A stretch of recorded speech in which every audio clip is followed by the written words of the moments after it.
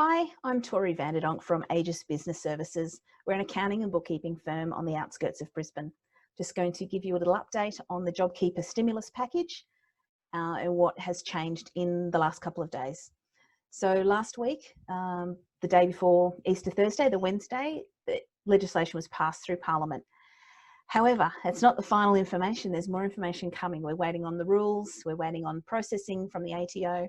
They've given us a little bit of information, and that's what I'm going to talk about today. One of the things that people were asking about, sole traders who they can't employ themselves.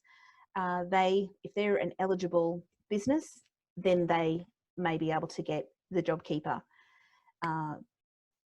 Partners in a partnership, one of those people may be eligible if they're actively engaged in the business and not on payroll. Same with a company, directors and shareholders. As long as they're actively involved in running the business, one of them can be nominated to receive JobKeeper. And finally, a trust, beneficiaries, again, one can be nominated to receive JobKeeper. The eligible businesses, for looking at a turnover of under $1 billion a year, have to have a 30% drop in turnover a period this year compared to last year. For example, March this year compared to March last year, April this year compared to April last year. Or it could be a BAS quarter, January through to March this year compared to last year, April through to June, or July through to September compared to the same period last year. There are a few other criteria and some integrity measures, but I can't go through all of that in this video.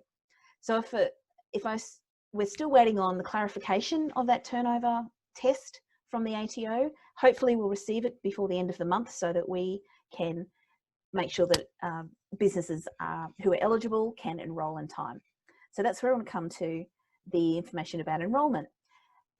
Yesterday, we were advised that businesses will be able to enrol in the JobKeeper system from Monday, the 20th of April.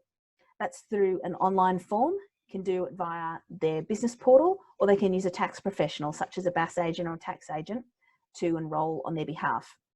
Obviously, the BAS agent and tax agent will need to have some proof that the turnover has dropped and that it aligns with the turnover test, which, as I said just before, we haven't got all the information on the turnover test as yet. So we're an accounting firm for our clients, and if anyone wants to be a new client of ours, you'll be able to engage us to enrol you in the JobKeeper program if you're eligible. That's available from the 20th of April, which is next Monday. The next step is, if you are an eligible employer, you need to start paying your eligible employees. You can't pick and choose your employees. If they are eligible, you have to pay them.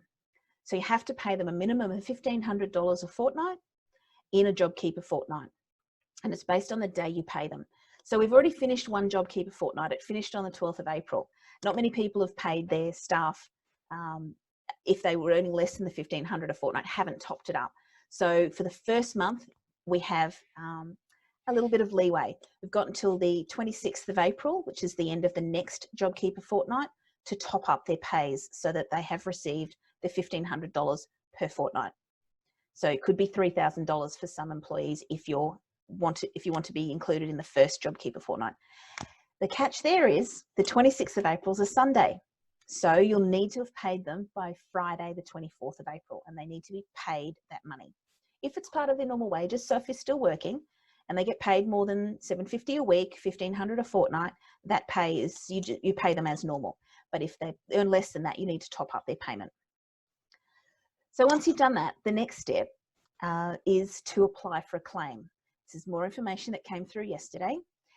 From the 4th of May, you'll be able to apply for a claim. Initially, that will be through a business portal or tax or BAS agent portal. So directly with the ATO, an online form there. Going forward for clients, businesses using single touch payroll, so STP filing, that will be the process that once you file the STP, it will happen automatically as far as we know. Again, don't know for sure. We won't know till we get more information or until the process actually starts. So businesses like ourselves, so accounting and bookkeeping firms, we can do this process for you as well. So make sure you're eligible, pay your staff in advance. You'll get reimbursed in the month following, and that's when you apply for the claim. That's applying for the reimbursement. Be eligible, pay your staff, enroll, and apply for a claim. That's probably all I need to update you with today. My name is Tori from Aegis Business Services, Knowledge, Support, Guidance. Thanks.